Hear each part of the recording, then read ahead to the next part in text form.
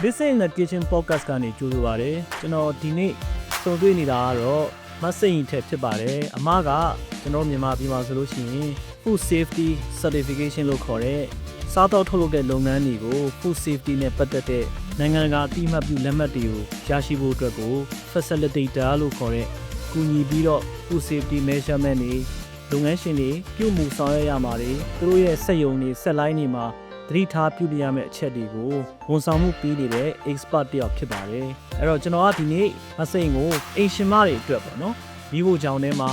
ဈေးဝယ်တဲ့အခါချက်ပြုတ်တဲ့အခါဒီသားစုကိုတဲခင်းအခန့်ကျွေးမွေးတဲ့အခါမှာကျွန်တော်တို့အိမ်သုံး food safety လို့ပြောရမှာမသိဘူးပေါ့နော်။အဲ့ဒီအတွက်ကိုကျွန်တော်မစိန်ကိုမေးခွန်းတချို့မေးမြန်းမှုအတွက်ကိုတွေးဆိုတာဖြစ်ပါတယ်။မင်္ဂလာပါအမကြီးအဲ့တော့ကျွန်တော်တို့ဒီနေ့ဘယ်အားစလိုက်မလဲဆိုတော့ basic food safety awareness ပေါ့နော်အခြေခံစားသောက်ဘေးအန္တရာယ်ကင်းရှင်းရေးဆိုင်ရာသတိပြုရမယ့်အချက်တွေပေါ့နော်အင်ရှင်မတွေအတွက်ဆိုတော့အဲ့ဒီ basic food safety awareness လို့ပြောရင်အမအနေနဲ့ဆိုလို့ရှိရင်အင်ရှင်မတွေအတွက်ကိုဘယ်ကနေစပြီးတော့အကြံပေးခြင်းလဲခင်ဗျမင်္ဂလာပါ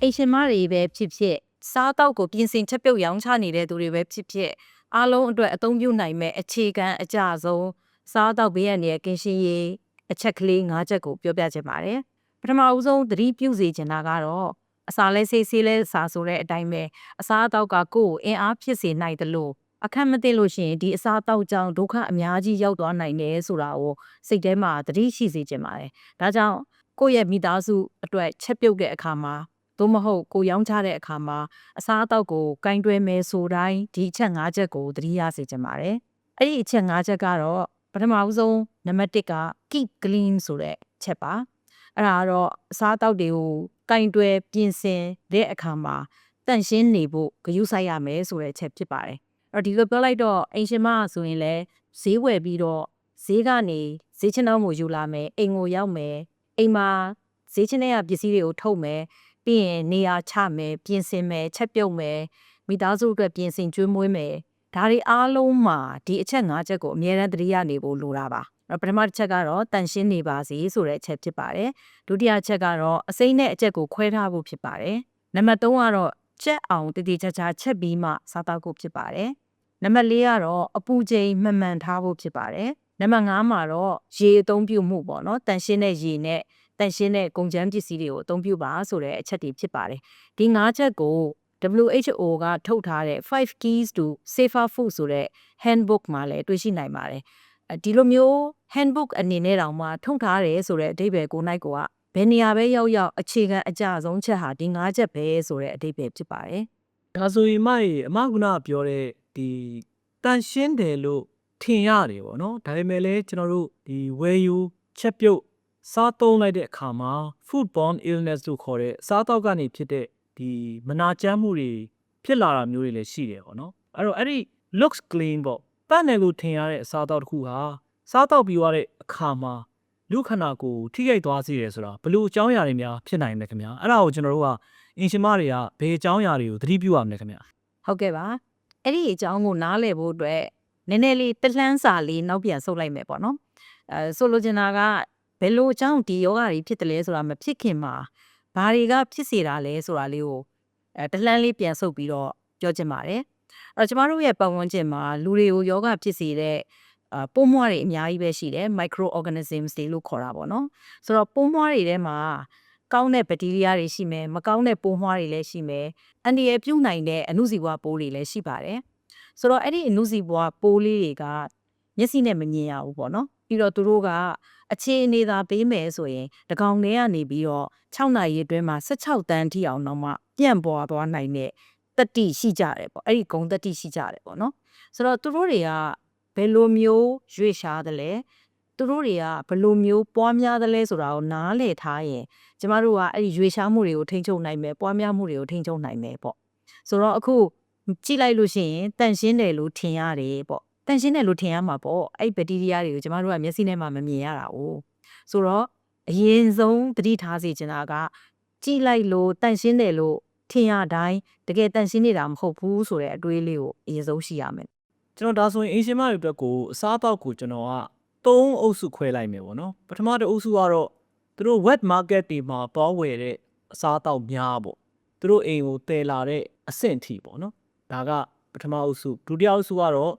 အိမ်မှာနီးညွတ်ညွတ်နဲ့ပိန်းစီသောအစားအသောက်များတတိယအုပ်စုကတော့ချက်ပြုတ်ပြီးတော့မှစားသုံးခြင်းစားသုံးတာကိုမကုန်လို့ကြံတာကိုတင်းစီပြီးတော့ပြန်လဲစားသုံးခြင်းပေါ့နော်အရင်ဆုံးစိတ်ဝင်စားမိတာကကျွန်တော်တို့ web market တွေမှာသူများနိုင်ငံလိုမျိုးသားငါးတွေရောင်းတဲ့ခါမှာရေခဲပေါ်တင်ပြီးတော့ရောင်းတာမျိုးပေါ့နော်မတွေ့ရဘူးပေါ့နော်အဲ့တော့အဲ့ဒါကနေစပြီးတော့အတိရွက်ဆိုရင်ရော food safety အရာအရှင်မဟာဘာကိုဘယ်လိုကြည့်ပြီးတော့စားတော့ဟာဘေးကနေကင်းတယ်လို့သူဆုံးဖြတ်မလဲနောက်တစ်ချက်ကတော့ producer တွေကကောထုတ်လုပ်ရတဲ့ producer တွေကကောစားတော့တွေကိုရေရှည်ခံအောင်လုပ်ထားတာမျိုးတွေရှိခဲ့ရင်ရောသူ့အမြင်နဲ့အလွယ်တကူသိနိုင်မလားပေါ့နော်ဒါတွေကလည်းခုအများပြည်သူကြားမှာပြောကြရတယ်အများကြီးဖြစ်လာတာပေါ့ရေရှည်ခံအောင်တာရှည်ခံအောင်သုံးတဲ့ဓာတုဗေဒဆေးဝါးတွေထည့်ထားတယ်ဆိုတော့လေအဲ့ဒီပုံမှာအမအင်ရှင်မတွေကိုဘလို့လေးများအကြံပေးခြင်းလဲပေါ့နော်ဈေးသွားဝယ်တဲ့ခါမှာ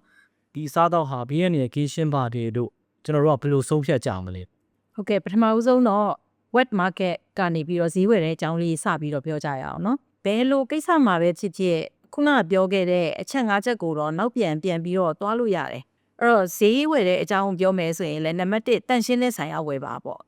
့တန့်ရှင်းမှုကအရေးကြီးတာအောင်နော်ပြီးလို့ရှိရင်တီးကြောခွဲထားပါတဲ့ဆိုတော့တီးကြောခွဲတယ်ဆိုတာကကြတော့ကျွန်တော်တို့ဈေးထဲမှာဘာတွေတွေ့ရတတ်တယ်လဲဆိုရင်ဘေးနာကအသားတဲ့ငါးတဲ့ကစနီတုံးကြီးပေါ်တင်ပြီးတော့ဒုံနဲ့ခုတ်လိုက်တယ်ခုတ်တဲ့အချိန်မှာအဲ့ဒီခုတ်လိုက်တဲ့စီကနေပြီးတော့အရည်တွေဒါမှမဟုတ်ရင်လည်းသွေးအစအနတွေလွင့်လာမယ်ပေါ့အဲ့လိုလွင့်လာတဲ့ဟာကဥပမာဘေးနာအဆိုင်မှာရောင်းနေတဲ့လက်ဆက်စားရမယ်တင်းနှံမျိုးပေါ့နော်ဥပမာတခွားသီးလိုဟာမျိုးဆက်လက်ရွက်လိုဟာမျိုးအစိမ့်တိုင်းစားမဲ့ဟာတွေပေါ့ဒီအပေါ်ခုနအရည်တွေကျသွားမယ်ဆိုလို့ရှိရင်အဲ့ဒီမှာဘက်တီးရီးယားတွေကူးဆက်သွားတာမျိုးတွေဖြစ်နိုင်တယ်ပေါ့အဲ့တော့ဈေးဝယ်လို့ရှိရင်ခုန principle နဲ့ကြည့်မယ်ဆိုရင်တီးခြားခွဲထားပါဆိုတဲ့ principle အရာစဉ်းစားမယ်အဲ့လိုစဉ်းစားတဲ့ခါကျရင်အသားငါးနဲ့ကတ်ပြီးတော့ရောင်းနေတဲ့ဟင်းသီးဟင်းရွက်တဲ့စီကဝယ်တဲ့အခါမှာတခါတည်းအစိမ်းစားမဲ့ဟာတွေမချက်မပြုတ်ဝဲနဲ့စားမဲ့အသီးရွက်တွေကိုဒီလိုဆိုင်မျိုးကတိတ်မဝယ်နဲ့ပေါ့နော်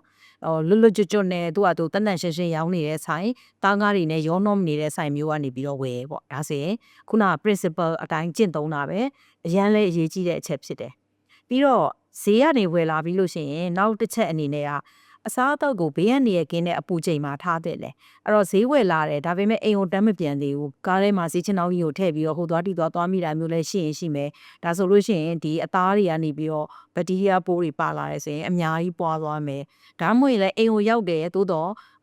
့မိဖို့ရဲ့ဘေးနားလေးမှာ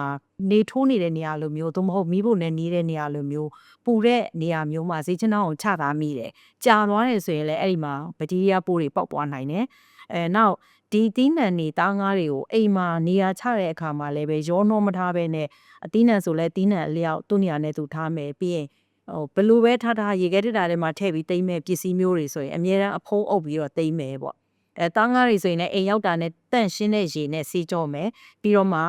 ကိုသုံးပြုမဲ့ပုံစံနဲ့ဘူးရဲကိုထည့်မယ်ပြီးရင်အဖုံးထားမယ်ပြီးတော့မှအခဲကန်းတွေကိုထည့်မယ်ပေါ့ဒီလိုမျိုးကျင့်သုံးဖို့လိုအပ်ပါတယ်ဒါကဈေးသွားတဲ့အခါမှာလိုက်နာရမယ့်အကြောင်းပေါ့ဒါဆိုရင်မှကျွန်တော်တို့ကအသီးရွက်တွေကိုရော contaminate ဖြစ်နေတယ်ဆိုတာကိုဘယ်လိုသိနိုင်မလဲပေါ့နော်။နောက်မြန်မာတွေဝယ်ကြတဲ့ကုံချောင်းနဲ့ချင်ပတ်နဲ့ပေါ့။အဲ့တော့အဲ့ဒီဘဲအရာတွေကပို့ပြီးတော့ဈေးဝယ်ပြီးတော့အိမ်ကိုပြန်တဲ့လမ်းခီးမှာ contaminate ဖြစ်သွားဖို့အတွက်ကိုပိုနီးစက်လေခင်ဗျ။ဈေးကနေအိမ်ကိုတော့တောင်းကားအဆိုကတော့ဘေးကနေဖြစ်ဖို့ရအများဆုံးပေါ့။အဲ့တော့အသီးရွက်တွေဆိုရင်ရောဘေးကနေမဖြစ်ဘူးလားဆိုရင်ဖြစ်နိုင်တာပဲခုနကလိုမျိုးဘေးကနေပြီးတော့ဘေးဆိုင်ကနေပြီးတော့တားငါးရဲ့အရေးတွေကြတာမျိုးတွေကနေဖြစ်နိုင်တယ်။နောက်ပြီးတော့ကျွန်တော်တို့ဈေးတွေထဲမှာဈေးတဲ့အတိုင်းကခုံပေါ်မှာတင်ရောင်းတာမဟုတ်ဘူးလေ။တချို့ဆိုလို့ရှိရင်မြေပြင်ပေါ်မှာပဲဒါလက်ပတ်စခင်းပြီးတော့ရောင်းတာမျိုးတွေရှိတယ်။အဲ့လိုအခြေအနေမျိုးမှာဆိုရင်လည်းပဲဖုံနေသေးတွေကဒီတီးနှံတွေကိုဟင်းသီးရွက်တွေကိုရောက်လာနိုင်တယ်။ဖုံသေးကရေဆေးလိုက်ရင်မပြောင်းသွားဘူးလားဆိုရင်ပြောင်းမှာပေါ့နော်ဒါပေမဲ့မတော်တဆအဲ့ဒီဖုန်နေတဲ့တွေကနေပြီးတော့ဘက်တီးရီးယားတွေပါလာတယ်ဆိုလို့ရှိရင်ရေဆေးတဲ့အခါမှာသတိမထားမိလို့တေချာကောင်းကောင်းမဆေးမိဘူးဆိုရင်မပြောင်းဘူးဆိုတာမျိုးတွေလည်းဖြစ်သွားနိုင်တယ်အထူးသဖြင့်အစိမ်းစားမဲ့အသီးနှံတွေဆိုရင်တော့တန့်ရှင်းတဲ့နေရာကပဲဝယ်သင့်တယ်လို့ပြောချင်ပါတယ်နောက်ခုနကပြောလိုက်တဲ့ထဲမှာချင်ဘတ်ဆိုတဲ့ဟာလည်းပါတယ်ပေါ့အဲ့တော့ချင်ဘတ်ကကျမတို့ရဲ့စမေစာပေါ့နော်ချင်ဘတ်လေးနဲ့ငပိရည်လေးနဲ့များထမင်းစားလိုက်ရလို့ရှင်ဟင်းကောင်းကောင်းမကောင်းကောင်းသိပြီးတော့မှဂယုမဆိုင်တော့ဘူးဒါလေးကကိုယ်ထမင်းငြိမ်စေတယ်ပေါ့အဲ့အတွက်ကြောင့်ကျမတို့ကချင်ဘတ်ကိုထမင်းစားမကောင်းတဲ့ခါမျိုးမှာချင်ဘတ်လေးနဲ့ငပိရည်လေးနဲ့စားကြင်ကြတယ်ချင်ဘတ်ကကျမရေးအတွက်အများကြီးအထောက်အကူပြုနိုင်တဲ့အချက်တွေရှိသလို ကျမရေးကိုစိုးကျိုးပေးနိုင်တဲ့အချက်တွေလည်းအများကြီးပဲရှိတယ်။ဘာကြောင့်လဲဆိုတော့အခုနကပြောထားတဲ့အနုဇီဝပိုးတွေထဲမှာကောင်းတဲ့ပိုးတွေရှိတယ်မကောင်းတဲ့ပိုးတွေရှိတယ်ဆိုတော့ဒီချင်ဘက်ကိုစိန်တဲ့အချိန်မှာတော့ကကောင်းကောင်းတနန့်ရှင်းရှင်းနဲ့ကင်တွယ်ခဲ့မယ်ဆိုရင်ကောင်းတဲ့ပိုးတွေကဒီချင်ဘက်ထဲမှာအများကြီးရှိမယ်။စားပြီးတဲ့အခါမှာဒီအစာခြေချက်တဲ့စနစ်ကိုအားပေးနိုင်တယ်။ဒါကောင်းတဲ့ဟာတွေပေါ့။ဒါပေမဲ့အများစုကကြတော့ချင်ဘက်တဲ့အခါကျရင်ထူးသဖြင့်စီးပွားပြည့်လုပ်တဲ့အခါမှာဟင်းသီးရွက်စဝယ်တာကနေစပြီးတော့ဈေးဆိုင်မှာကြံနေတဲ့ရွက်လေးတွေကိုသုံးတာမျိုးဖြစ်ချင်ဖြစ်နိုင်တယ်။သူကဈေးသက်တာအောင်နော်။နာနေတဲ့ရွက်လေးတွေကိုတေချာမပြောင်းမဲနဲ့ထိုးသိပ်ပြီးတော့ချင်မသိပ်လိုက်တာဖြစ်နိုင်တယ်။အထူးသဖြင့်လူတွေရဲ့စိတ်ထဲမှာငပိသိပ်တယ်လို့ချင်မသိပ်တယ်လို့ဆိုတာဒီဒါပုတ်အောင်လုပ်တာပဲ။နောက်လဲပုတ်သွားမှာပဲဘာမှမထူးပါဘူးဆိုတဲ့အတွေးမျိုးတွေရှိတတ်တယ်။ဒီလိုအတွေးတွေကမှားရွံ့တဲ့အတွေးတွေဖြစ်တယ်။နာနေတဲ့အသီးနှံပုတ်နေတဲ့အသီးနှံကိုချင်မစိန်လိုက်လို့ရှိရင်အဲ့နာနေတဲ့အချိန်ပုတ်နေတဲ့အချိန်ကပါလာတဲ့မှုန်လေးတွေကဒီချင်မစိန်တဲ့ကာလမှာအများကြီးပွားလာမယ်ပြီးလို့ရှိရင်လူကိုဘေးရနေရဖြစ်စေတဲ့ဓာတ်ပစ္စည်းတွေထုတ်ပေးလိမ့်မယ်ဒါကြောင့်ချင်ဘတ်စားတဲ့အခါမှာခုနဟင်းသီးရွက်ဝဲတာထက်ကိုတဆမြင့်ပြီးတော့ပို့ပြီးတော့အရေးကြီးတယ်ပို့ပြီးတော့ဂရုစိုက်ရမယ်လုံးဝတန်တန်ရှင်းရှင်းကြိုက်တွေထုတ်လုပ်တဲ့နေရာကနေပဲဝယ်စားတင်တယ်ပေါ့နော်ဒါကချင်ဘတ်အကြောင်းပေါ့ပြီးရင်ကုံချောက်မှာကြတော့ဖြစ်နိုင်တဲ့ဘေးရနေရမှုအဲ့တော့ဥမာငရုတ်သီးတွေဝဲမယ်ငရုတ်သီးထဲမှာမှုတွေပါလာမယ်နောက်ကျမတို့အသုံးများကြတယ်ဥမာကြက်သွန်ပေါ့ကြက်သွန်ဆိုရင်လည်းအပေါ်မှာမဲမဲလေးတွေဖြစ်နေရဲဆိုရင်ရေဆေးလိုက်တာပဲပျောင်သွားမှာပဲလို့ကျမတို့ကထင်ရတယ်တကယ်တမ်းကတော့အလုံငရုတ်သီးမှုတို့ကြက်သွန်ပေါ်မှာကပ်ပြီးပါလာတဲ့မှုတို့ထဲမှာတကယ်လို့များအဲ့မှုပေါက်နေတဲ့မှုတွေထဲမှာ aspergillus လို့ခေါ်တဲ့မှုအုပ်စုတစုတာပါခဲ့မယ်ဆိုရင်သူတို့ကနေပြီးတော့ aflatoxin လို့ခေါ်တဲ့မှုစိတ်တွေကိုထုတ်ပေးလိုက်မယ်အဲ့ aflatoxin ဆိုတဲ့မှုစိတ်တွေကလူတွေကိုကြာလာတဲ့အခါမှာကင်ဆာရောဂါဖြစ်စေနိုင်တယ်ဆိုတာသိပ္ပံနည်းကျအထောက်အထားနဲ့ရှင်းပြထားတဲ့သုတေသနအများကြီးပဲရှိရပေါ့နော်အဲ့တော့ကုံချောက်ဝယ်မယ်ဆိုရင်တော့အဓိကစဉ်းစားရမယ့်အချက်ဂရုစိုက်ရမယ့်အချက်ကတော့မှုမရှိဖို့ဖြစ်ပါတယ်ဒါဆိုကျွန်တော်တခုစဉ်းစားမိတာပေါ့နော်ကျွန်တော်တို့ကအသားစိမ်း၅စိမ်းတွေကိုရောင်းတဲ့အခါမှာထိုင်းမှာတော့ဒီ4 degree Celsius ပေါ့အသားစိမ်း၅စိမ်းကိုထားတဲ့အေးချိန်အတွက်ကိုသူတို့အောက်မှာရေခဲခင်းပြီးတော့ရောင်းတာပေါ့နော်ကျွန်တော်စီမှာတော့အဲ့လိုအလေးထားမျိုးတိတ်မတွေ့ရဘူးပေါ့ဒါကြောင့်ကျွန်တော်တို့ကဒီ wet market ဒီမှာဈေးတွေအနေနဲ့အဲ့လိုမျိုးခင်းပြီးတော့မရောင်းနိုင်ဘူးဆိုရင်တောင်မှဒီဝယ်ယူသူတွေကိုဒီပြန်တည်သွားတဲ့အခါမှာအိတ်ထဲကိုရေခဲထည့်ပေးလိုက်နိုင်တာမျိုးဒါမှမဟုတ်လို့ရှိရင်အင်ရှင်မတွေဘက်ကလည်းရေခဲပုံးနဲ့သွားဝယ်ပြီးတော့မှတနေရာကနေပြီးတော့အဲ့ရေခဲကိုဝယ်သွားတာမျိုးပေါ့နော်ဘာလို့လဲဆိုတော့အသားကို၄-၅မျိုးဝယ်ပြီးတော့အိမ်မှာကျွန်တော်တို့ဒီတပတ်စာသိမ်းစီးကြတာမျိုးလေအလေးထားရှိတယ်ဆိုတော့လေအဲ့တော့အကယ်၍များဈေးတွေကမလုံနိုင်အောင်မှဒီတယောက်ကနေပြီးတော့ဒီဈေးဝမှာရေခဲမှုန့်ပေါ့ရေခဲကိုခြေထားတဲ့အမှုန့်ကိုဒီတပိုင်းတနိုင်ပေါ့ကျွန်တော်တို့200ဘိုး300ဘိုး900ဘိုးအဲ့လိုမျိုးများရောင်းပေးရောပေါ့ပို့ပြီးတော့အင်ရှင်မတွေအတွက်ပိုတင့်တော်မလားဘာဖြစ်လို့လဲဆိုတော့အခုရန်ကုန်ကလည်းကားပိတ်တာနဲ့ဗာနဲ့ဆိုတခါတလေအိမ်ပြန်တဲ့ခါမှာကြာတာမျိုးနောက်တစ်ခါကျွန်တော်တို့ကစလုံးကားတွေဆိုလို့ရှိရင်တားစင်းကားစင်းကိုကျွန်တော်တို့ကနောက်ဖုံးထဲမှာထည့်ကြတာပေါ့နော်လူကတော့အဲကွန်ထဲမှာထိုင်ပေမဲ့အနောက်ဖုံးထဲမှာရှိနေတဲ့တားစင်းကားစင်းဟာဒီအဲကွန်ကိုမရနိုင်တဲ့အတွက်ကြောင့်မလို့ तू ကဒီနေပူတာနဲ့ကားပူတာနဲ့ဆိုလို့ရှိရင်အိမ်ပြန်သွားတဲ့လမ်းမှာဒီတနာရီကြာသွားတယ်ဒါမှမဟုတ်လမ်းမှာတနေရာဝင်လို့2နာရီကြာသွားတယ်ဆိုရင်လေcontaminate ဖြစ်တာကိုကျွန်တော်တို့ကနည်းနည်းတားဆီးနိုင်မလားလို့ပေါ့နော်အဲ့ဒီအကြံဉာဏ်ဟာလက်တွေ့ဆန်လားမဆန်လားအမတစ်ချက်ကလေးများသုံးသပ်ကြည့်ပေးပါဦးခင်ဗျအရှိတောင်အာရှမှာဈေးတော်တော်များများမှာသားငါးကိုရေခဲမပါဘဲနဲ့ဒီလိုပဲရောင်းကြတယ်ပေါ့နော်ဟိုကိုယ်နိုင်ငံတစ်ခုတည်းတော့မဟုတ်ပါဘူးအဲ့တော့နှာကတော့ပြောလိုက်တယ်အသားငါးထဲမှာဘက်တီးရီးယားတွေအများကြီးပါတယ်ဆိုအခုဒီလိုရောင်းနေတာဘာမှမဖြစ်ဘူးလားလို့မေးမယ်ဆိုရင်သူ့ရဲ့လေပတ်ပုံစနစ်ကိုအရင်ဆုံးစဉ်းစားရမှာပေါ့အဲ့တော့များသောအားဖြင့်တော့ကိုယ်နိုင်ငံမှာရှိတဲ့အသားငါးဆိုတဲ့ဥစ္စာတွေကအခုမနေ့အစောကြီးမှာထပြီးပေါ်ထားတဲ့အသားတွေဖြစ်တယ်ပေါ့သူ့ရဲ့ slaughter house တွေကနေပြီးတော့ဒီမနေ့အစောကြီးမှာပေါ်လာတဲ့အသားတွေပေါ်လာပြီးတာနဲ့ချက်ချင်းဈေးထဲကိုရောက်မယ်ပြီးရင်ဒီမနေ့မှာကိုအောင်ရောင်းတဲ့ဟာမျိုးတွေပေါ့နော်ကိုသွားဝယ်တဲ့ဆိုင်ကရေခဲမပါဘူးရေခဲခင်းပြီးမရောင်းဘူးအသားငါးကအေးမနေဘူးကိုကဝယ်ပြီးတဲ့ခါကြလို့ရှိရင်မြန်အဲ့လိုခုနလိုအခြေအနေမျိုးမှာဝယ်ရမယ်ဆိုရင်တော့အကောင်းဆုံးကတော့ဝယ်ပြီးတာနဲ့အိမ်ပြန်လို့ပဲပြောရမှာပေါ့ဒါပေမဲ့ အခါလေးကြလို့ရှိရင်အိမ်နဲ့ဈေးနဲ့ဝေးတာတို့ဒါမှမဟုတ်ရင်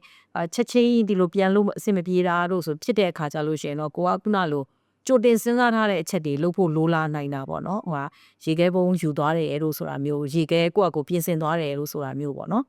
်အဲ့လောက်အထိလုံနိုင်မှာမလားဆိုတာလဲစဉ်းစားစရာဖြစ်တယ်လို့နောက်ထပ်တစ်ဖက်ကစဉ်းစားရမှာကြတော့ကိုကသာရေခဲပုံးကိုယူသွားတာရောင်းတဲ့လူကရေခဲမပါမဲနဲ့ဒီတိုင်းရောင်းနေတာလေလို့ပြန်မေးမဲ့သူတွေလည်းအများကြီးပဲရှိနိုင်တယ်အဲ့တော့တကယ်တမ်းလုပ်ရမယ့်ဥစ္စာကကြတော့ဟိုဆက်စချင်း slaughter house မှာတည်းက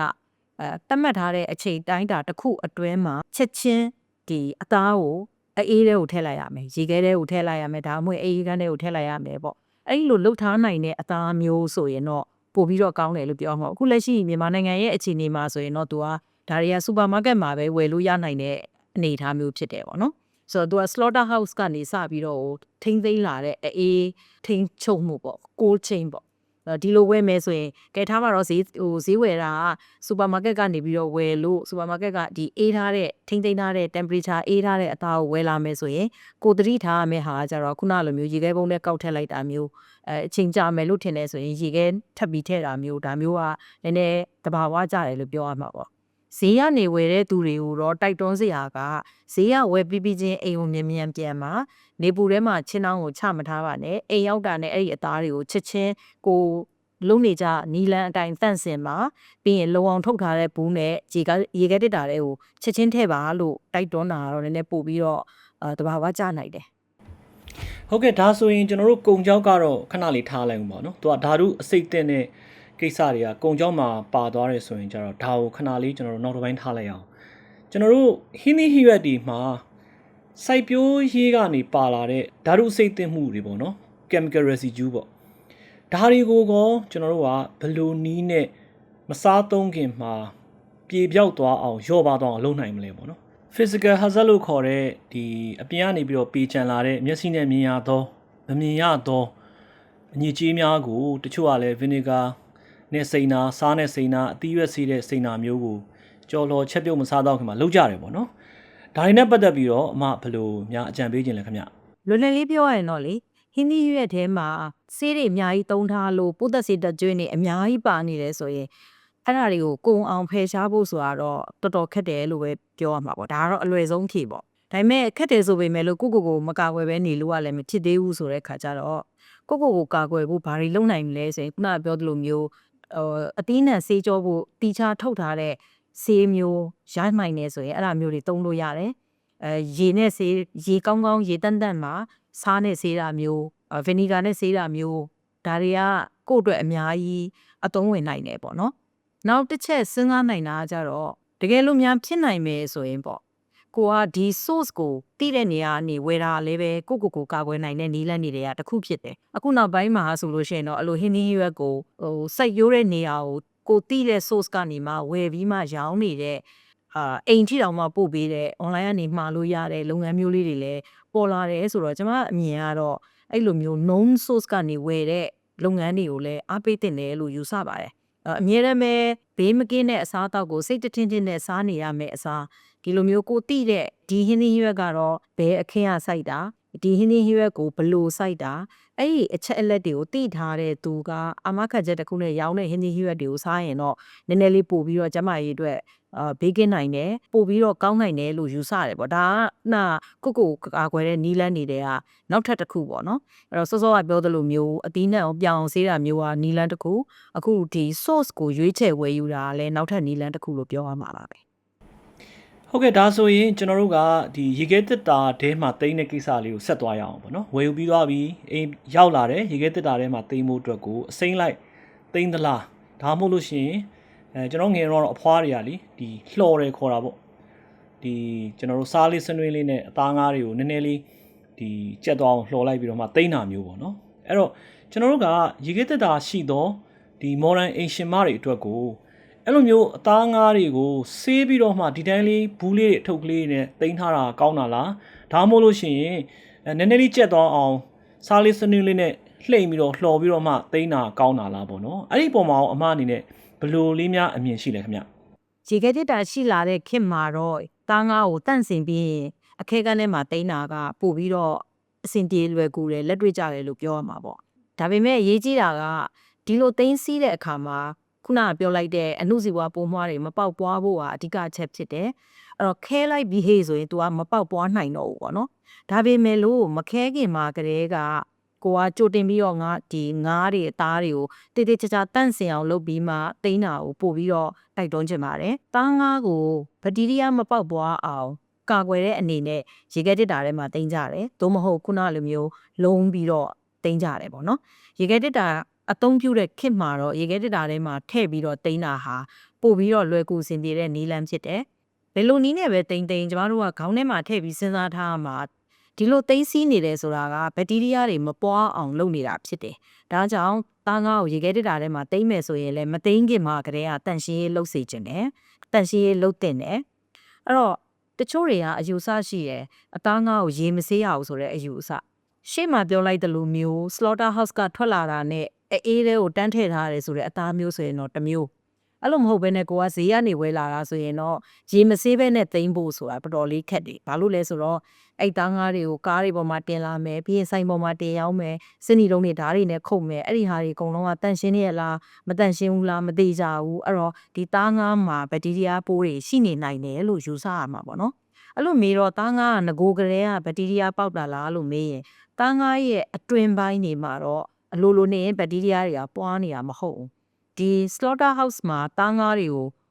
ုအကောင်တွေကိုဖျက်တဲ့အခါမှာပတ်ဝန်းကျင်ရဲ့ထိတွေ့မှုတွေရှိမယ်ညစ်ပတ်တဲ့ဇပွဲကုံတွေပေါ်မှာတင်မိတာလိုမျို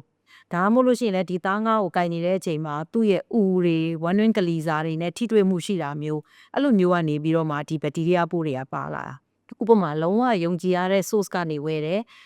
်ပြီးလို့ရှိရင်ဒီသားငါးကိုစနစ်တကျဘာနဲ့မှမထိအောင်လုပ်ပေးနိုင်တဲ့နေရာဝယ်တယ်ဆိုရင်တော့ဒီသားငါးကိုရေမဆေးပဲတန်းသိရင်သိလို့ရတယ်မဟုတ်လို့မသေးကြဘူးဒါဈေးတွေကတာမန်ဆိုင်ရနေပဲကိုလည်းသူဘလိုမျိုးခုတ်ထိရောင်းချတယ်လဲမသေးကြတဲ့နေရာတစ်ခုကဝယ်တယ်ဆိုရင်တော့သားငါးကိုအရင်ဆုံးတန့်ရှင်းအောင်လုပ်ရမယ်ပေါ့နော်ကျမတို့ဆိုရင်တော့ရေနဲ့ဆေးပါတယ်ရေဆေးပြီးမှတေချာရေစစ်ပြီးတော့ဘူးထဲကိုထည့်ပြီးတော့အခဲကန်းထဲမှာတိမ့်ပါတယ်အဲ့တော့အခဲကန်းထဲမှာထားတယ်ဆိုရင်တော့ဘက်တီးရီးယားကထပ်ပြီးတော့မပွားနိုင်ဘူးပေါ့ဒါရေခဲတစ်တာရှိတဲ့နေရာမှာရေခဲတစ်တာအသုံးပြုနိုင်တဲ့နေရာမှာတော့ဒီနီလန်းပေါ့နောက်ခုနကပြောလိုက်တဲ့လုံးပြီးထားတယ်ဆိုတာကလည်းတကယ်တမ်းတော့အဲ့ဒီခုနကသဘောတရားအတိုင်းပဲဘက်တီးရီးယားတွေမပေါက်ပွားအောင်လို့သူကအပူနဲ့တတ်လိုက်တာပဲလုံးလိုက်တဲ့အချိန်မှာအပူနဲ့ထိတွေ့မှုရှိရယ်ထိတွေ့ပြီးတော့မှအတန်အသင့်ဘက်တီးရီးယားပိုးပမာဏတွေရော့ကျသွားမယ်အဲ့လိုရော့ကျသွားလို့ရှိရင်နည်းနည်းကြလေးပို့ပြီးတော့ထားလို့ရတယ်ပေါ့အဲ့တော့နေဒီမှာဆိုရင်ကျမတို့ငငယ်တုန်းကနေမှာနေရဲဆိုလို့ရှိရင်ရေခဲတစ်တာလည်းအိမ်မှာမရှိဘူးအဲ့တော့သားငါးကိုရက်ကြော်ပြီးတော့ထားမယ်ဆိုရင်တော့အဲ့လိုပဲလုံးပြီးတော့6နေအောင်လုံးပြီးတော့ပဲထားရတာပေါ့နော်ဒါပေမဲ့ဒီ6နေအောင်လုံးပြီးထားတဲ့အခါမှာပြင်ပအပူချိန်မှာထားရတာဆိုရင်တော့1ရက်2ရက်ထက်ပိုပြီးတော့ထားဖို့မသင့်တော့ဘူးခုနလို9ရက်စာတို့9ရက်စာတို့ဈေးဝယ်တစ်ခါတည်းဝယ်မယ်ဆိုရင်တော့တေချာပေါက်အခဲကန်းထဲမှာထားနိုင်မှာပဲဖြစ်လိမ့်မယ်ရေခဲတစ်တာအောက်ထပ်မှာ standard temperature 4 degree centigrade မှာဟင်းသီးဟင်းရွက်တွေနဲ့ဟင်းကြံထမင်းကြံတခြားပစ္စည်းတွေသိမ်းရတယ်အသားငါးတွေကိုတော့ကျွန်တော်ရေခဲတစ်တာရဲ့အပေါ်ဓာတ်ရေခဲမှတ်နဲ့ရေခဲမှတ်အောက်ကျတဲ့ degree မှာသိမ်းကြတာပေါ့နော်ဒါဆိုလို့ရှိရင်အောက်ကဟင်းသီးဟင်းရွက်သိမ်းတဲ့နေရာမှာဟင်းသီးဟင်းရွက်တွေကိုသူ့အမျိုးအစားနဲ့သူခွဲပြီးသိမ်းတင်တာလားရောပြီးတော့သိမ်းလို့ရလားပြီးတော့ကျွန်တော်တို့ဒီ moisture content များတဲ့အာလူးတို့ဂျင်းတို့ကိုတချို့ကလည်းအပြင်မှာထားတယ်တချို့ကလည်းရေခဲတစ်တာထဲမှာသိမ်းနေတယ်လို့ပြောတယ်ပေါ့နော်အဲ့ဒီယူဆိုင်နဲ့ပတ်သက်ပြီးတော့လည်းအမိုင်းအမြင်လေးသိပြရသေးခင်ဗျတီးနှံကလည်းခွဲခြားပြီးတော့သိမ်းတင်ပါတယ်ဘာကြောင့်လဲဆိုတော့တီးနှံတစ်ခုနဲ့တစ်ခုရဲ့ပျက်စီးတဲ့ကာလကမတူဘူးတချို့တီးနှံတွေကမြန်ပြက်တယ်ဥပမာအမြန်ဆုံးပြက်တဲ့အတီးနှံလို့ပြောရင်တော့ငရုတ်သီးအစိမ်းပေါ့နော်ငရုတ်သီးအစိမ်းအမှဲ့အနီအောင်ဖြစ်မယ်အစိမ်းအောင်ဖြစ်မယ်ငရုတ်သီးစိမ်းလို့ပြောချင်တာကအချောက်မဟုတ်တဲ့ဟာကိုပြောချင်တာပါဈေးတွေကနေငရုတ်သီးအဆိုတွေဝယ်လာတယ်ဝယ်လာပြီးပြီဆိုရင်တကယ်လို့အဲ့ငရုတ်သီးကိုအိမ်နဲ့ပဲထဲဘူးနဲ့ပဲထဲရေခဲတစ်တာထဲမှာထည့်ထားကြည့်လိုက်လို့ရှိရင်တချို့ဆိုရင်9ရက်9ရက်အဲ့လောက်ကြာပြီဆိုရင်ဒီငရုတ်သီးရဲ့အညာတွေကစပြီးတော့ပုတ်လာတာကိုတွေ့လိမ့်မယ်ပေါ့နော်ဆိုတော့ဆိုလိုချင်တာကအဲ့ငရုတ်သီးဆိုရင်ဒီမြန်ပုတ်လွယ်တဲ့အပိုင်းရှိတယ်ပြီးရင်သဘောတရားအရငရုတ်သီးကတရက်ထဲနဲ့အကုန်ချက်စားပြမယ့်အရာမဟုတ်ဘူးအကြာကြီးထားပြီးတော့စားမယ့်အရာဖြစ်တယ်အဲ့တော့အဲ့လိုသီးနှံမျိုးဆိုရင်တော့တီးချာသူ့ကိုအညာတွေချွေရေပြောင်းစေးရေစစ်အောင်ပြန်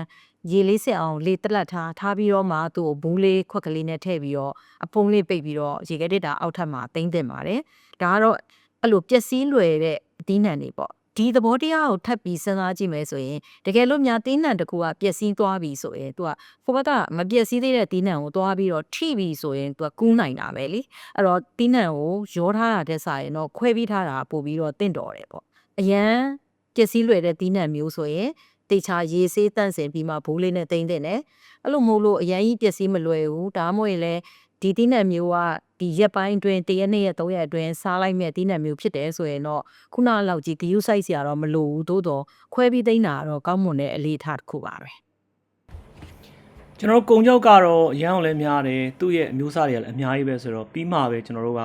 နောက်ပိုင်းမှာတစ်မျိုးပြီးတစ်မျိုးအကြောင်းကိုဆက်လက်ပြီးတော့တင်ပြကြတာပေါ့နော်အခုတော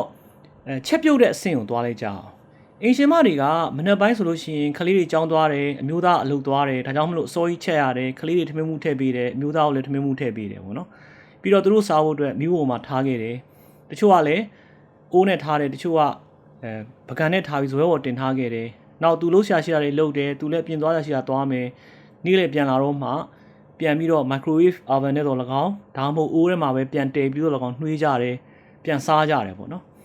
်မကုန်ဘူးဆိုလို့ရှိရင်ရေခဲတက်တာလေးကိုထည့်တယ်ပြီးတော့မနေ့ကဟင်းကိုဒီနေ့မစားခြင်းဘူးဆိုပြီးတော့1ရက်ကျော်2ရက်ကျော်မှပြန်နှွေးပြီးတော့စားတယ်အဲ့တော့ဒီခဏခဏအပူပြန်ပေးတဲ့ကိစ္စတွေရေခဲတက်တာတွေမှာသိမ့်တဲ့အခါမှာဘယ်လိုသိမ့်ရမလဲဆိုတာတွေဒါမှမဟုတ်ဇွဲပေါ်မှာတင်ပြီးထားခဲ့တဲ့အခါမှာဘယ်လောက်ကြာမထားသင့်ဘူးလေဒီ food science နဲ့ပတ်သက်တဲ့စားတောက်သိပ္ပံနည်းပညာနောက်ခံအကြောင်းတချို့လည်းအင်ရှင်မတွေအတွက်အမနည်းနည်း share ပေးပါအောင်ခင်ဗျအစားအသောက်ဘေးရန်ရဲ့ကင်းရှင်းရေးစီကံချက်အရာဆိုရင်တော့2 hour 4 hour rule ဆိုတာရှိပါတယ်ဆိုလိုချင်တာကချက်ပြီးသားအစားအသောက်တစ်ခုဟာ2နာရီအတွင်းမှာတော့ဘေးရန်ရဲ့ကင်းတယ်လို့အပြည့်အဝအာမခံနိုင်တယ်ပေါ့နော်4နာရီကြော်သွားပြီဆိုရင်တော့ဒါဟာမစားသင့်တော့ဘူးလို့ဆိုတဲ့လောက်ထိအောင်ယူဆရမယ်အဲ့တော့ဒါကိုဘာနဲ့ဥပမာပြောလို့ရတယ်လဲဆိုရင်ဥပမာဆိုတော့ဟိုတယ်တွေကိုသွားတယ်စီဝေးတွေတက်တယ်ပေါ့အစည်းအဝေးမှာကျွေးတဲ့မုတ်တွေပို့နေတယ်ဆိုတော့အဲ့လိုပို့နေလို့အလကားမဖြစ်အောင်လို့ကိုကအိမ်ကိုထုတ်သွားမယ်လို့ဆိုရင်ဟိုတယ်ကကိုလက်မှတ်ထိုးခိုင်းတယ်လက်မှတ်ထိုးခိုင်းတဲ့သဘောကဒီအစားတောက်က4နာရီထက်ကျော်နေပြီပြီးရင်ယူသွားတဲ့လူကလမ်းမှာဘယ်နေရာသွားအောင်မယ်မသိဘူးဘယ်အချိန်ကျမှသူစားမယ်မသိဘူးဒါကြောင့်မို့လို့တကယ်လို့များအစားတောက်တွေကဘေးရန်နေဖြစ်ခဲ့ရင်ဒီစားကိုစားပြီးတော့မှဝန်းလျှောရင်ဒါဟိုတယ်ကမုတ်ကိုစားပြီးဝန်းလျှောပါတယ်ဆိုတဲ့အဖြစ်မျိုးမဖြစ်ရအောင်ကိုကာကွယ်တဲ့အနေနဲ့အဲ့လိုလက်မှတ်ထိုးခိုင်းတာပေါ့နော်အဲ့တော့အိမ်မှာဆိုရင်ကျမတို့ဘာတွေလုပ်နိုင်မလဲတေချာတာကတော့2နာရီတွင်းမှာစားတောက်နိုင်တယ်ဆိုရင်ဒီစားတောက်ကိုခုနလိုပကံနဲ့ထည့်ပြီးဇွဲပေါ်တင်ထားတာပဲဖြစ်ဖြစ်အိုးထဲမှာထားတာပဲဖြစ်ဖြစ်ဘာမှမဖြစ်ပါဘူးရပါတယ်ဒါပေမဲ့များသောအားဖြင့်ကလည်းချက်ပြီး2နာရီတွင်းစားဖို့ဆိုတာမတိကြဘူးအထူးသဖြင့်မနေ့စားပေါ့အဲ့တော့တကယ်လို့များ2နာရီထက်ကြော်မယ်လို့ယူဆလို့ရှိရင်ကြော်နိုင်တယ်ဆိုရင်ရေခဲတစ်တရားထဲမှာတိမ့်ပြီးတော့ပြီးမှပြန်နှွေးစားတာကတော့ပိုကောင်းတယ်ပေါ